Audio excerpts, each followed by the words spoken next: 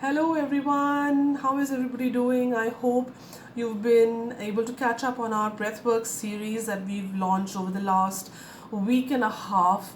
And if you haven't been able to start the breathwork series, I would urge you to definitely try it out.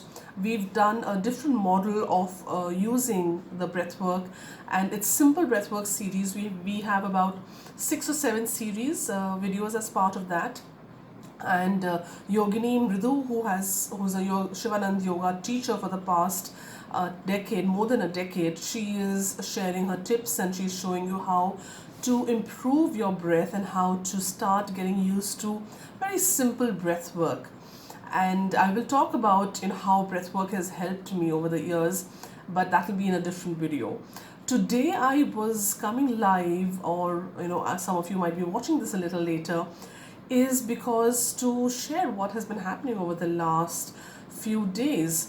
Some of you would have seen my Facebook post of taking a break from Facebook and social media, and of course, from time to time, I do take a technology detox, and that is pretty much planned a couple of times in a year.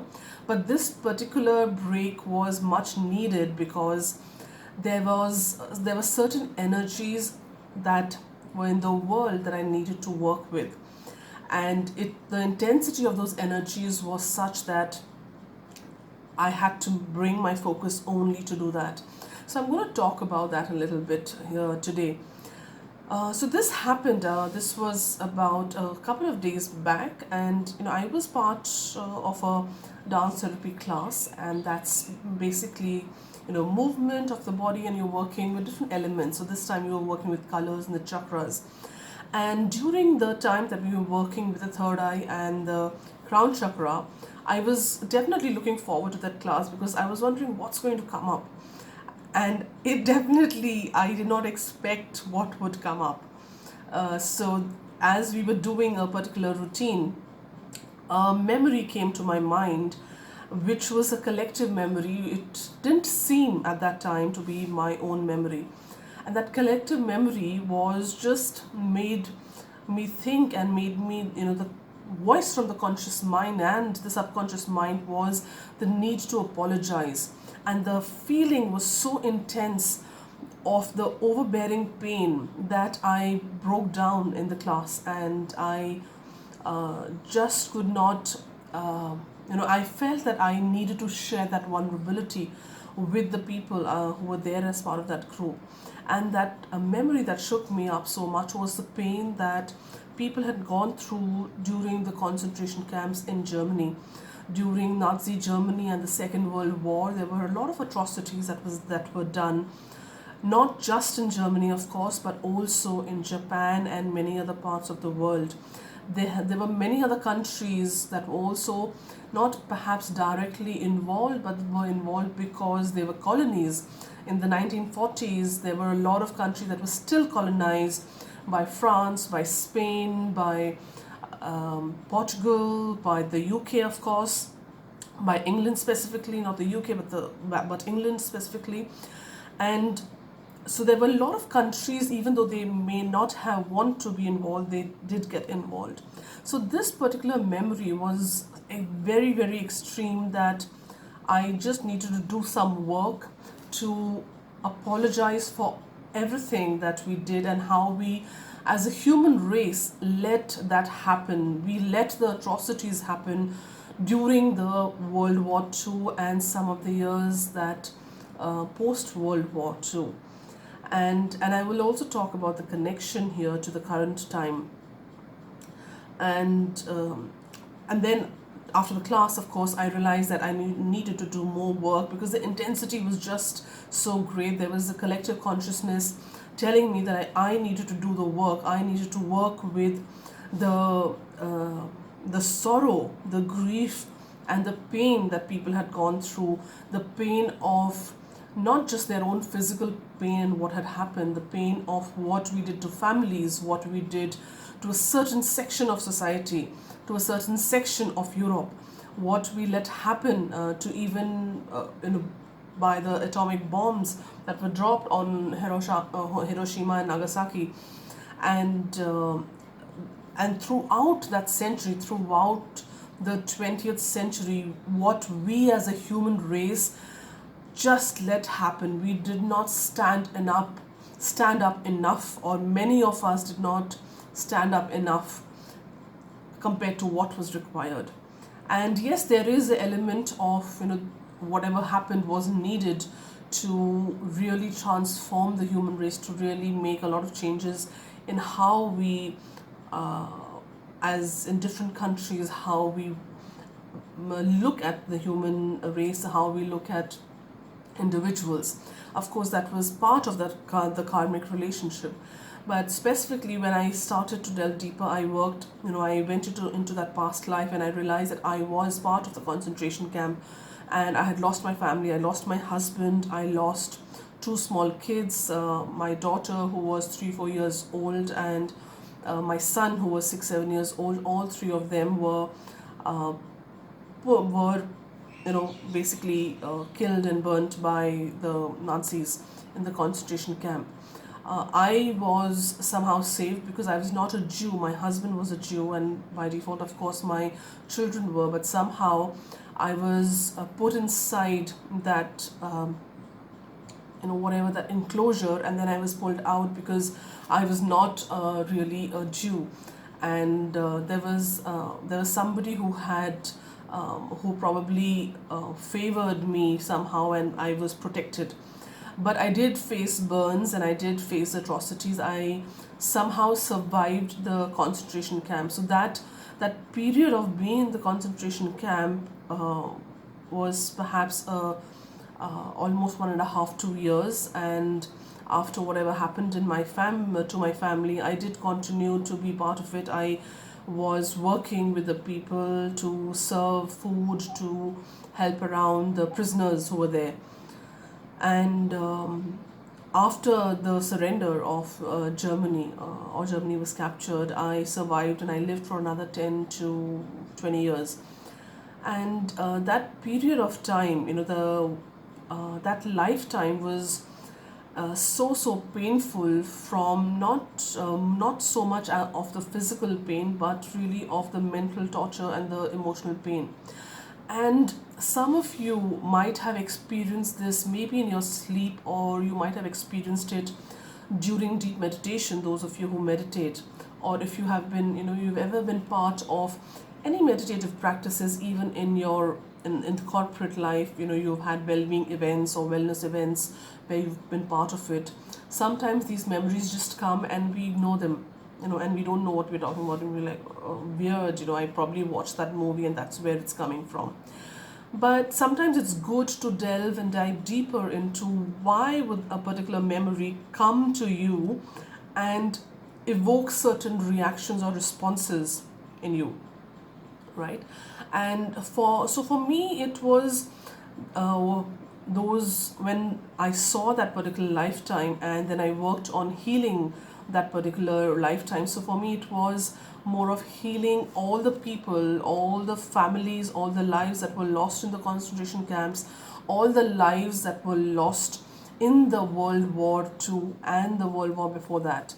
And as I started realizing that, I worked on healing whoever I could. Of course, I do not know these souls, I do not know the soul groups, but what I did know is that it had to be done.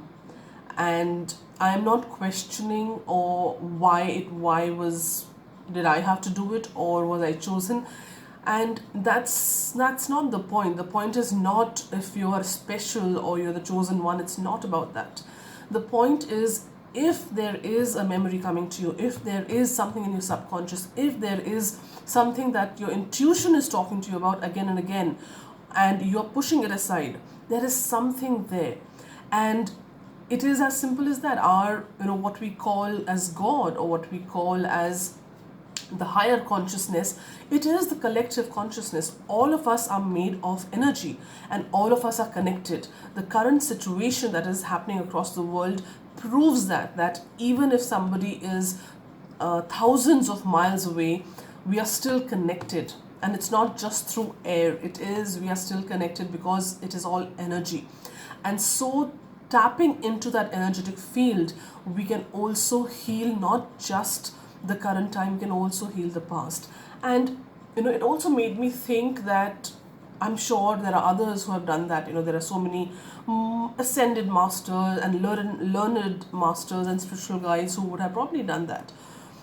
Perhaps, yes, of course, they would have done that. But there is also the healing through me. It is also my spiritual path that has made me to look inside much more deeply. And the intensity, and what I also have realized over the last couple of months is I connect very easily to the energetic energy. It can be the energy of Mother Earth, it can be the energy of human beings, it can be the energy of plants, it can be the energy of any sentient being, right? And because I had that experience, I knew what I was experiencing when I was doing the healing work for this, the around this lifetime that I had seen was also necessary. And I also, of course, I did reach out for help, because I realized that the healing that is needed is so much more. It is not one person's work. And I worked with my soul group as well to send healing to all the lives that were wronged and that have been wronged in the past century. And we did the work for a couple of days, and after that, of course, I have been feeling much better. And it has also taken me on a different soul journey. It has brought out insights which were perhaps not revealed earlier. Maybe uh, I was not strong enough to see. And so the reason I'm sharing this story with you is that when we do the deep work, we are not just healing ourselves, we are healing parts of humanity, we are healing parts of Mother Earth, we are healing parts and lives of sentient beings. And given that time is not linear, time is omnipresent, it is parallel, it is not linear. So it is very much true that when we heal ourselves, we will be healing not just our future lives, we are also healing our present and our past as well, what in human terms, if we were to call it that. So if you are inquisitive about more about it, let me know. I can do another separate video about it. There is a part 2 coming, but I would love to have your thoughts on it, and I would love to know your questions around it. So do share if any of you have experienced parallel lives, or you have experienced lives where it was a major trauma, and let's talk about it, and we can definitely work on that. And coincidentally, I also want to share that this also happened when I had just launched my forgiveness program. So the forgiveness program, for those of you who would have seen it, it starts on the 18th of June to 24th of June. And 18th of June and 24th of June have been picked because I was channeled this message that I need to do and I should do this forgiveness program where I work with people and I help the collective to use forgiveness for not just ourselves. So you may not feel that you need to forgive anybody, but it is for the collective healing. So the moment I launched, I think it was a day or two that I had launched the forgiveness program, and it was also the full moon, so and it was lunar eclipse, so it was a combination of different things coming together, and my experience of what I went through. So I am so convinced after that the forgiveness program is extremely important. The forgiveness program is something that will really change your life. And to talk about the forgiveness program for just a bit, it is going to help you. It doesn't matter whether you have what kind of relationships you have, what kind of health you have, but forgiveness is so powerful that the moment you work on yourself, it actually will affect 7 generations before you and 7 generations after you. So that's the power of the program. I do not I have not done a workshop specifically on forgiveness. It is not a typical workshop where you have WhatsApp things that are happening, where you have something else happening. It is an intense workshop because my idea for whatever programs that I offer, for whatever therapies that I offer, even one-on-one sessions, I would want to help you get rid of whatever residue or whatever baggage that has been with you till this point of time. So the energy that I will be bringing into the program will be very intense to help you look at whatever is required for you to let go of, you are able to let go of during this period.